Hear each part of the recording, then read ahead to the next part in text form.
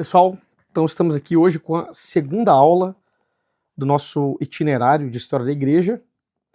Como eu falei no vídeo anterior, estamos apenas no começo. Será uma longa jornada. Demorei aí uns dias a mais para vir com a segunda aula, mas o que importa é que agora ela está gravada, disponível para vocês.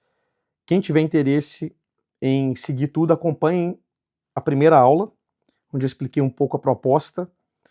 Mas não custa nada ressaltar aqui que essa iniciativa não é uma estratégia de marketing para vender produtos digitais. Ela é um apostolado, vai ser sempre gratuita. Se você quiser apoiar, acesse aqui na descrição a livrariacristoRei.com, adquira os nossos livros, os livros das edições Cristo Rei, ou outras obras de outras editoras também, tá? Então eu falei na primeira aula sobre plenitude dos tempos, expliquei brevemente o que significa esse contexto. Hoje a gente consegue entender como que a providência agiu para, de alguma forma, criar condições materiais e espirituais que favorecessem, que terminassem favorecendo esta primeira onda de expansão do Evangelho, né, no Império Romano. E hoje eu vou seguir um pouco mais, aqui aprofundando um pouco mais os elementos, as características do Império Romano que constituíram isso que a gente chama de plenitude dos tempos, tá? Então, repito, isso aqui não é um tratado acadêmico. Depois, quem quiser aprofundar, pode pegar obras de história da igreja e seguir adiante. A ideia aqui é dar um pontapé e ir pincelando os principais elementos dessa história maravilhosa da barca de Pedro ao longo dos séculos, né, na sociedade humana. Então, como eu falei, né, o mundo pagão ofereceu meios materiais para a expansão do evangelho e também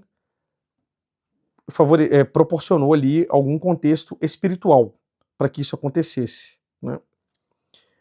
Do ponto de vista político, eu falei um pouco na primeira aula e repito aqui, a gente pode falar da chamada Pax Romana. E o que foi isso? A unificação política do mundo conhecido sob o governo de Augusto.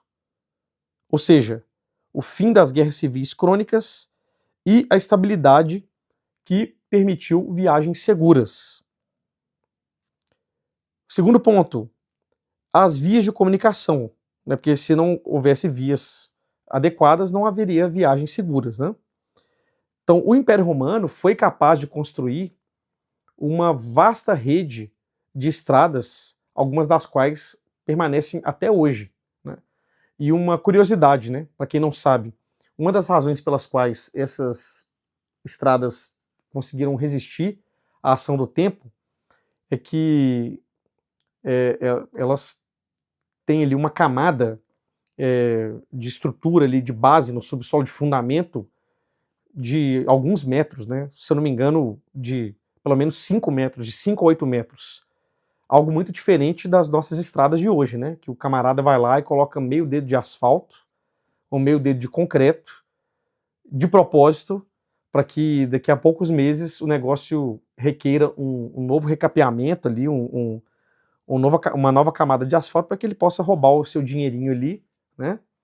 Que já está incluído no orçamento da obra. Não era assim que os romanos pensavam, né? Eles tinham inúmeros defeitos, mas eles tinham essa visão de longo prazo. É por isso que a gente consegue ver essas estradas até hoje. Tem também os aquedutos, né? Quando a gente vai em Roma, tem aquedutos espalhados por várias cidades, mas em Roma, por exemplo, você vê ali os arcos da estrutura do aqueduto. É uma coisa que impressiona muito, né? Você está numa cidade hoje, você vai visitar Roma, você percebe que você está numa cidade ali que tem mais de 2000 anos, né? Você circula pelo centro de Roma e vê escavações, sítios arqueológicos ali, com escavações sendo feitas. O próprio metrô de Roma se expande com muita dificuldade, muita vagareza, porque eles estão lá escavando e aí de repente encontram um sítio arqueológico, né, um resto de alguma coisa, e eles têm que parar, chama uma equipe de arqueólogos, de profissionais para ver o que é, aí entra governo, etc, etc. Então é um negócio muito impressionante mesmo. Isso vem dessa época aqui, a gente está falando dos anos imediatamente prévios à vinda de Cristo, né? Só que essas vias de comunicação não eram só em solo, eram também marítimas. Os romanos dominaram o Mediterrâneo a tal ponto que eles apelidaram o Mediterrâneo de Mare Nostrum, né, de nosso mar. Era como se fosse um grande lago ali, particular deles. Eles conseguiram também coibir com muita eficácia a pirataria, então havia o deslocamento por água também muito eficaz. E isso favoreceu, acho que estudando a vida de São Paulo, vendo o roteiro que São Paulo seguiu, a gente vê com muita clareza como que ele utilizou de todas essa estrutura, tanto por estrada, por solo, como por mar, para poder pregar o evangelho, né? E também havia uma unidade linguística e cultural. Eu comentei na aula passada sobre o grego, koiné. Ele era uma espécie de língua franca no Oriente e entre as elites do Ocidente, complementado pelo latim nas estruturas legais. Então, uma unidade linguística permitia pregar de Jerusalém a Roma, né? Permitiu que isso acontecesse. Então, se você quer estudar o grego do Novo Testamento, você vai estudar o grego koiné, que é um grego mais simplificado do que o grego de Platão, por exemplo, né? E essa unidade ela é devedora, mencionei isso também na primeira aula, do que Alexandre o Grande fez ali no século IV a.C., com a inauguração no período que nós chamamos de período helenístico, né? Falei desse elemento de monarquia universal que ele conseguiu instituir, e essa monarquia universal implicou também uma espécie de cultura universal. Então aí está aí esse tripé, né? Nós podemos falar também de uma certa decadência religiosa. Então havia verdadeiramente uma espécie de vazio espiritual. Havia ali um culto pagão a diversos deuses, havia a figura do culto ao imperador, vou falar um pouquinho mais disso logo adiante, mas tudo isso estava mergulhado num ambiente de decadência, tanto nas elites como no povo, o que gerava uma espécie de anseio pela chegada de alguma coisa que desse um sentido mais profundo para a vida espiritual das pessoas. Então o politeísmo tradicional, ele estava num momento de decadência, né? Os velhos deuses do Olimpo já não convenciam ninguém, especialmente as mentes mais instruídas. Então o pessoal das elites procurava as respostas mais na filosofia do que na religião propriamente dito. A religião era praticada mais como uma formalidade social e cívica, né? E a religião oficial havia se tornado, eu acabei de falar, um formalismo político frio, sem impacto na vida interior. Falei do culto ao imperador, né? O que era isso? A deificação do Estado e do soberano como elemento de coesão política. O choque inevitável que isso geraria com a recusa cristã. Pessoal, desculpa aí, teve um... Não sei se vocês ouviram aí o barulho da impressora, tá? Mas aqui a aula é sem cortes, direto, é um tiro, sem improvisos, sem manipulações aqui depois de estúdio, vai do jeito que vai mesmo para vocês, tá bom? Então peço desculpas e sigamos. Então, culto ao imperador. Tem um detalhe muito interessante. Quando São João usa a expressão Salvador do mundo para se referir a Jesus Cristo, ele faz isso de uma forma proposital e de forma muito corajosa, por uma razão muito simples. Esta era a expressão que era utilizada para se referir ao imperador. Então ele estava substituindo, ele estava dizendo, não, o verdadeiro salvador do mundo não é o imperador, é o Cristo, este que morreu crucificado. Então, assim, o homem era corajoso, né? Colocou isso no evangelho, estava em circulação, e não por acaso tentaram matá-lo, né? Também.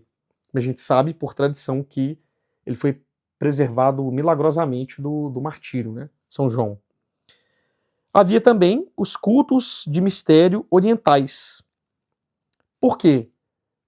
Esse contato com a expansão do Império Romano, esse contato proporcionado pela expansão do Império Romano com as culturas orientais, fez com que eles importassem também o culto a divindades do Oriente, Mitra, Ísis, Cibele, etc. Eu também mencionei, se eu não me engano, na primeira aula, os deuses lares, que era toda essa ideia de deificar ou tratar como divindades, né, os antepassados. Então, eles erguiam altares sobre isso. Quem fala bem, com relativa profundidade desse tema, é o Fustel de Coulanges na obra... Puxa, agora me escapou. A Cidade Antiga. Fustel de Coulanges, depois vocês podem pesquisar, que ele trata desse assunto. Outro elemento também que serviu de, né, preparação providencial no Império Romano para a expansão do Evangelho, a vinda de Cristo, e por via negativa é a degradação moral e social que existia naquela sociedade, né? Em contraste com aquilo que o cristianismo viria a propor. Porque o paganismo, nas crenças pagãs, por mais que houvesse ali elementos que acentuassem uma ou outra virtude, ele nunca foi um caminho mesmo de mudança de vida, né? Essa coisa que São Paulo fala, por exemplo, do homem novo, é uma novidade especificamente do cristianismo. Você não vai encontrar isso em nenhum outro lugar, essa ideia de uma renovação completa do homem, né? Então a gente vai ver esse contraste também. E como que essa manifestação se manifestava? Na escravidão, né? O ser humano era tratado ali, algumas pessoas eram tratadas como objetos, assim, não havia essa noção de dignidade humana. Esta noção, ela só passou a vigorar no mundo por causa do cristianismo, né? Por quê? Por causa dessa noção de que o homem é imagem e semelhança de Deus. Cada ser humano é imagem e semelhança de Deus. Então não havia isso no mundo pagão. Por isso, a escravidão se justificava, né? E claro, a gente vê São Paulo ali exortando o escravo, né? Parece que ele está passando pano para a escravidão, mas não. Ele sabia que não era possível acabar com aquilo de uma hora para outra, mas ele estava plantando as sementes para que houvesse, ao longo do tempo, uma mudança, né, de mentalidade que viesse a possibilitar com que a escravidão acabasse de vez. E a gente sabe, depois, ao longo dos séculos, que os pioneiros na luta pela abolição da escravidão foram os cristãos. Então, houve durante muito tempo essa contradição ali de miseráveis, e a gente vai ver isso ao longo de toda a história da igreja, o joio e o trigo, pessoas miseráveis, cristãs, católicas, fazendo coisas condenáveis, mas a gente vai ver também aquelas pessoas que estavam bebendo do evangelho, querendo pautar as suas vidas integralmente pelo evangelho, fazendo com que práticas abomináveis como a escravidão fossem eliminadas, né? A gente tem que falar também da crueldade institucionalizada, né? Havia uma espécie de delírio sanguinário que se manifestava nos anfiteatros, né, com as lutas de gladiadores que eram oferecidos como entretenimento às massas. É toda a ideia ali do pão e circo, né? Então, assim, hoje, se você está me ouvindo aqui em 2026, que começou essa série de aulas, mas se você for me ouvir hoje ou no futuro, existe lá o tal do MMA, né, que algumas pessoas não gostam, eu particularmente não gosto, algumas pessoas acham muito brutal, mas não há execução ali, né? O cara apanha e tal, fica muito machucado, mas ninguém morre, né? Não é para matar ninguém. Imaginem que na época não, o pessoal ia para lá para ver os caras se matando e ficavam torcendo por aquilo ali, achavam lindo e maravilhoso. E tinha também todas as festas lá com animais, né? Com as feras. Eles levavam animais ferozes e colocavam para matar as pessoas na arena. Muitos cristãos morreram exatamente assim. Perdão. Outro elemento que a gente tem que destacar é a ruína da família. Como? Pela facilidade do divórcio. Especialmente na época da Roma de Augusto. A degradação da mulher e a prática do infanticídio e do abandono de crianças recém-nascidas, principalmente defeituosas. Isso aqui era uma coisa terrível. E a gente pode acrescentar também um outro elemento aqui que era nas elites, a coisa se degenerou de tal forma que as elites chegavam a fazer uma espécie de campeonato de banquete. Nesses campeonatos, nessas disputas, né, para ver quem oferecia o banquete mais requintado, muitas vezes aquela família que oferecia um banquete com 100 pratos era considerada uma coisa pobre, né? E, além disso, havia também aquela prática abjeta do camarada, justamente desses banquetes, do camarada comer, ingerir o alimento e forçar ali um vômito para ele poder continuar comendo outras coisas, né? Fora toda a questão sexual, etc, né? Um último ponto aqui que a gente pode mencionar é o papel da filosofia, né? O epicurismo, por um lado, arrastava muitos para o materialismo. Essa é uma das consequências da filosofia de Epicuro. E para a busca do prazer, que é uma visão muito estreita, né, do ser humano.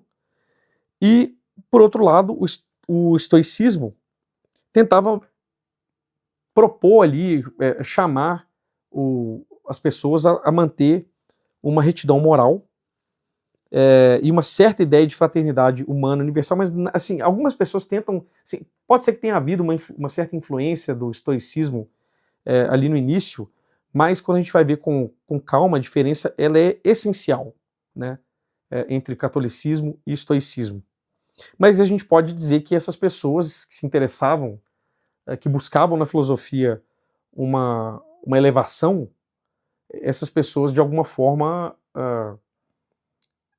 quando conheceram a mensagem do Evangelho, já estavam de algum modo preparadas, né? E essa filosofia não dava conta de preencher esse vazio, justamente porque, no caso do estoicismo, ela serviu de consolo muito mais para uma elite aristocrática, não chegava no povão, né? Foi o cristianismo, foi a fé católica que trouxe essa noção de que a salvação é para todos, de que a pessoa mais pobre ou a pessoa mais rica pode se tornar igualmente um grande santo, né? um santo de elite, vamos dizer assim, aquela pessoa que vai... e a história da igreja provou que isso é verdade, né? A história da igreja provou que isso é verdade. Por quê? Porque é fundada no fato histórico de um Deus que se encarna, que se faz homem, que se faz um como nós, e vem mostrar o seu rosto para cada um de nós e amar cada um de nós, né? Mostrar o seu amor por cada um de nós. Então, para concluir, nós estamos chegando aqui em 20 minutos de aula, praticamente, que é o prometido, né? O mundo pagão era, a gente pode dizer que era esse corpo perfeito, um corpo em bom estado, tinha estradas, leis, tinha um império, mas era agonizante sem alma, né? Havia uma decadência moral e religiosa.